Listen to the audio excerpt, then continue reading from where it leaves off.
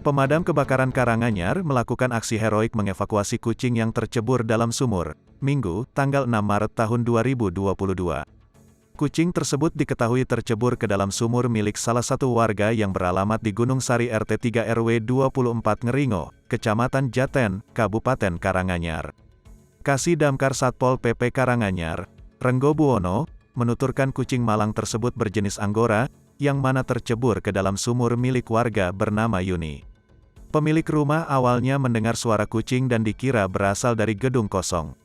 Setelah dicari ternyata berasal dari dalam sumur, kata dia, kepada tribunsolo.com, Minggu, tanggal 6 Maret tahun 2022.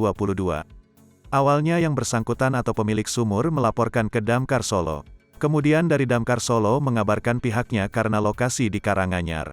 Dia menjelaskan, pihaknya yang mendapatkan laporan tersebut kemudian segera menggelar koordinasi dengan relawan.